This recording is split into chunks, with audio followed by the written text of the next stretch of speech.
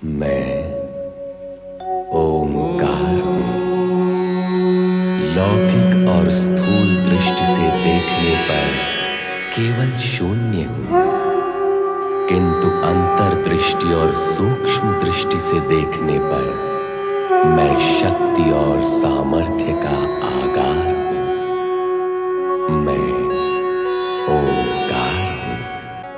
सुदेहा ने निःसंतान परिवार के सुख के लिए छोटी बहन कुष्मा को विवाह के लिए मना लिया। विवाह हो जाने पर भी कुष्मा की शिव भक्ति में अंतर नहीं पड़ा।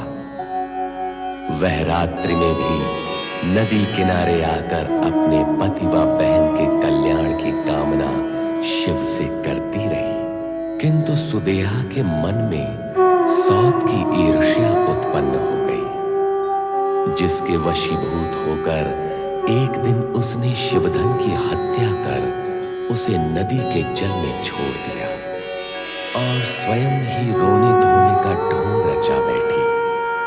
कुष्मा और सुधर्मा रोते रोते विकल होकर भगवान शिव से पुत्र शिवधन को लौटाने की प्रार्थना करते हैं।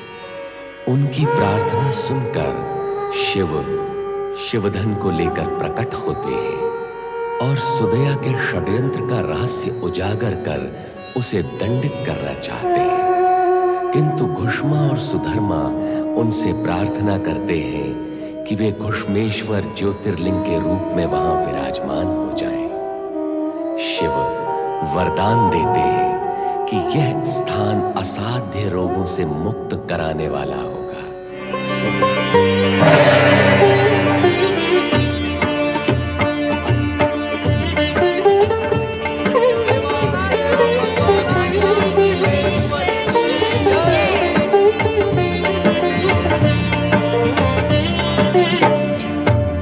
शिव के भक्त जनों ने पुकारा जब संकट पड़ने पर। शिव के भक्त जनों ने पुकारा जब संकट पड़ने पर। तब तब ज्योतिर्लिंग में पधारे अजर अमर शिव शंकर। अजर अमर शिव शंकर, अजर अमर शिव शंकर, अजर अमर शिव शंकर, अजर अमर शिव शंकर, अजर अमर शिव शंकर, अजर अमर शिव शंकर, अजर अमर शिव शंकर, अजर अमर शिव शंकर।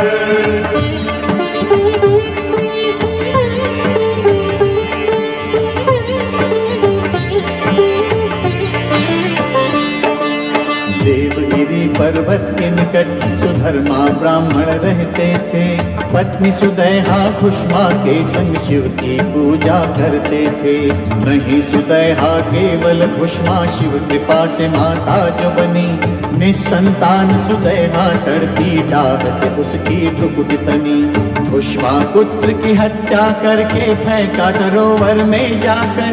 कुष्मा नाम से प्रकट हुए शिव जी बन के घुष्मेश्वर। के सुदैहा ने क्षमा याचना भोलेनाथ जी मुस्काए। घुष्मेश्वर लिंग को जो पूजे सुख समृद्धि पाए। जय जय घुष्मेश्वर, जय जय घुष्मेश्वर, जय जय घुष्मेश्वर, जय जय घुष्मेश्वर, जय जय घुष्मेश्वर, जय जय घुष्मेश्वर, जय जय घुष्मेश्वर, जय जय घुष्मेश्वर।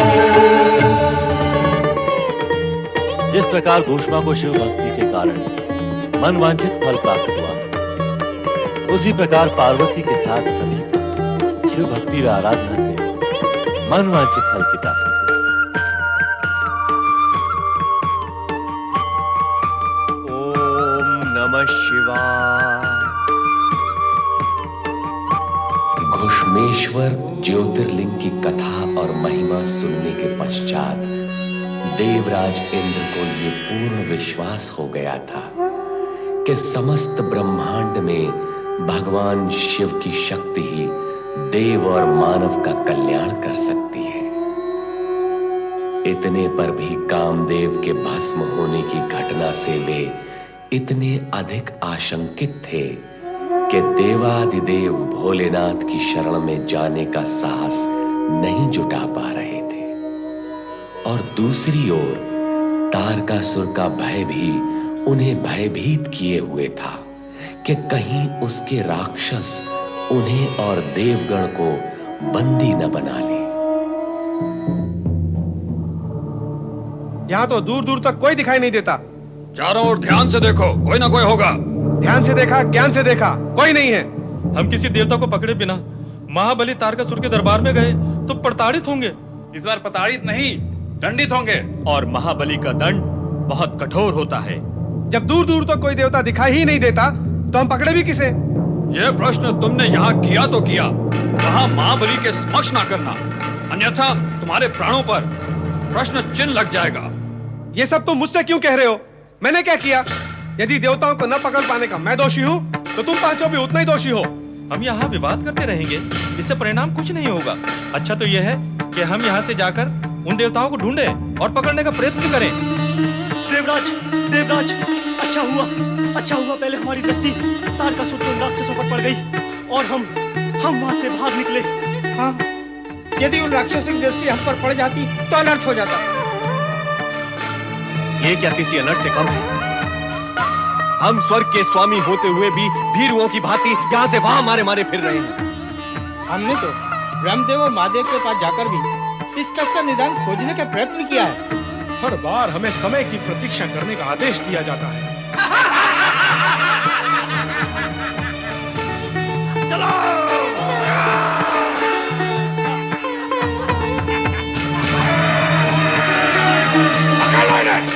चलो।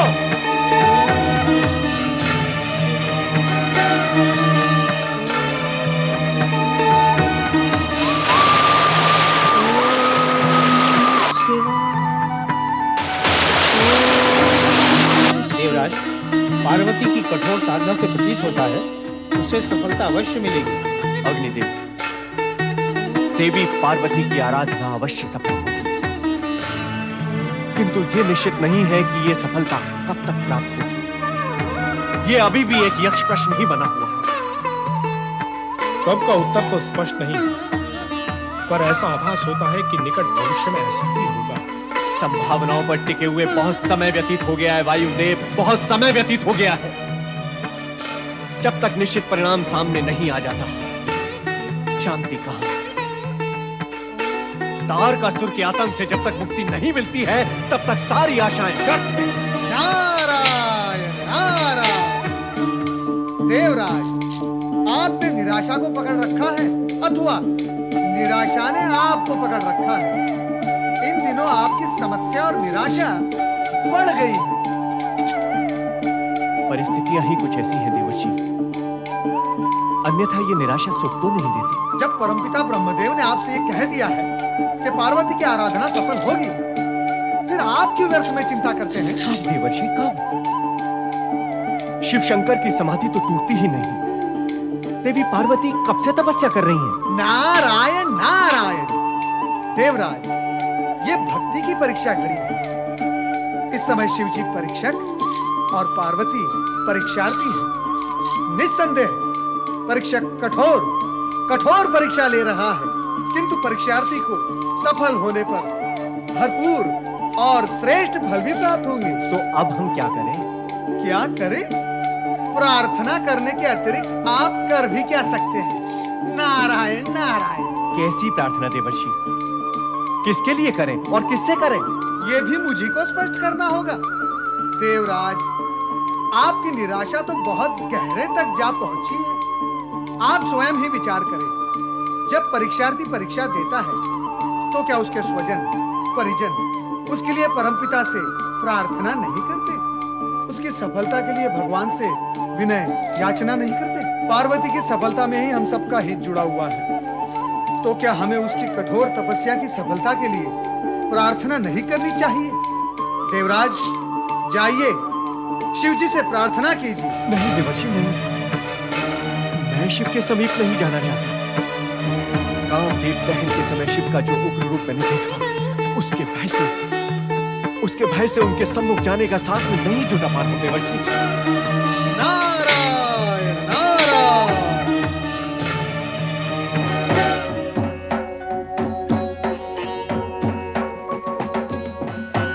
हे भोलेनाथ, कामदेव को भस्म करने के पश्चात आप तो गहन और दीर्घ समाधि में लीन हो गए, किंतु यह स्थान सर्वथा शून्य हो गया है। आपकी उग्रता देखकर देवराज इंद्र तथा अन्य देवगण यहाँ आने से भय खाते हैं। और तो और देवी पार्वती जो नित्य आपकी पूजा के लिए आती थी, वह अब नहीं आती। अब आपकी पूजा का पूरा दायित्व मुझी पर है। आपको एकांत प्रिय था ना, वो तो हो ही गया, किंतु अब भी देवी पार्वती कठोर तपस्या कर रही है, अति कठोर। उनकी तपस्या स्वीकार करें, उनकी मनोकामना को पूर्ण करें स्वामी।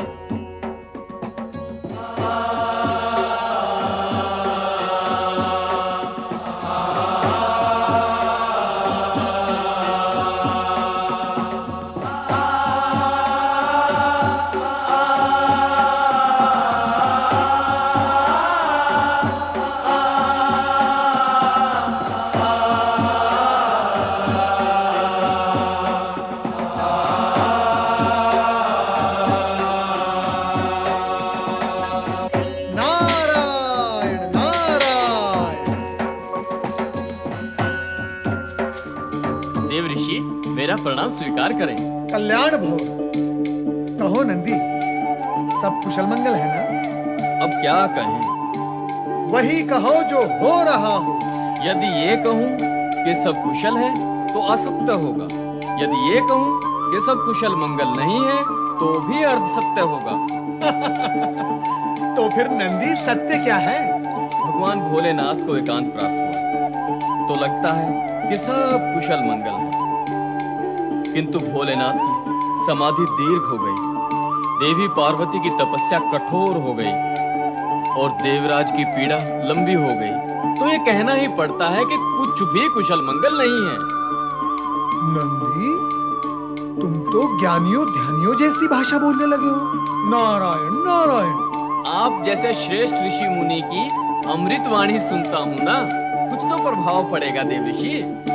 उत्तम, अति उत्तम। नंदी, तुम ज्ञानी के साथ साथ वाक्पटु भी बन गए हो।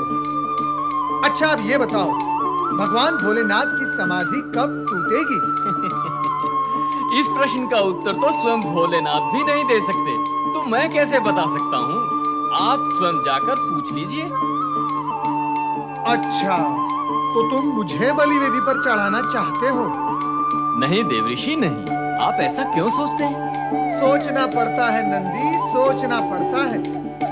जब से भगवान भोलेनाथ ने कामदेव को भस्म किया है, सब कुछ सोचना पड़ता है। ये सब कैसे ज्ञात होगा और कौन ज्ञात करेगा?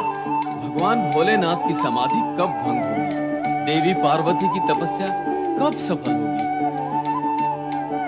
इन प्रश्नों का समुचित उत्तर तो भगवान श्रीहरि विष्णु दे सकते हैं, अथवा परमपिता ब्रह्मा जी। नारायण नारायण।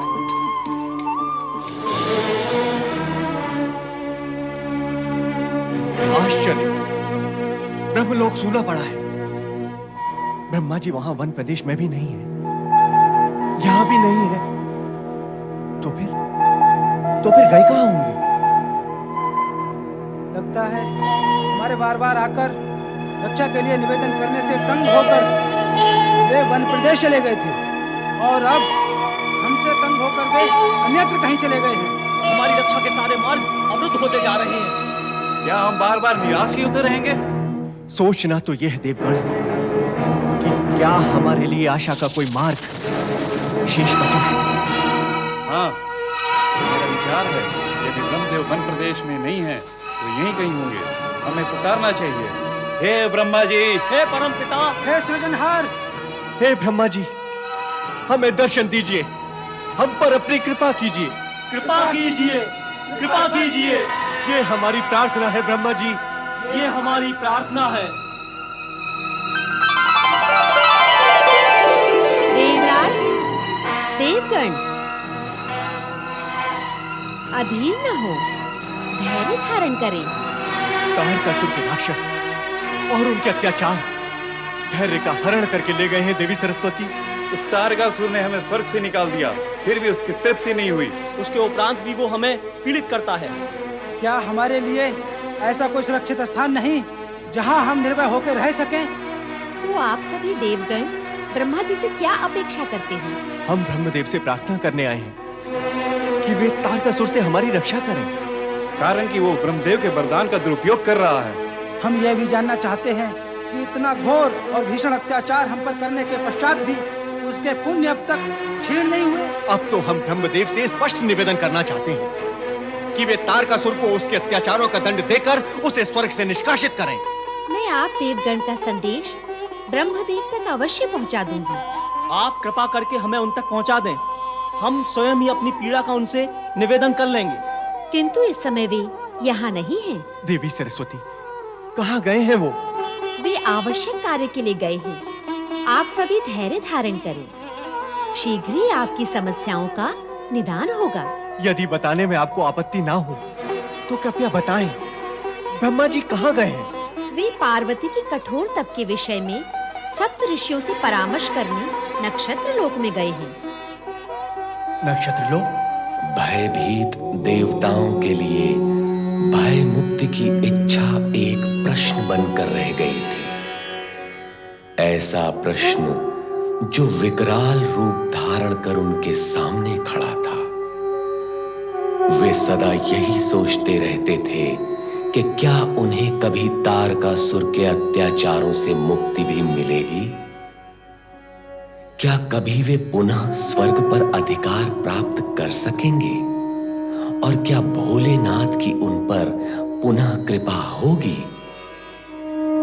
देवताओं के इन समस्यापूर्ण प्रश्नों का समाधान कब होगा, यह तो भविष्य ही बता सकेगा।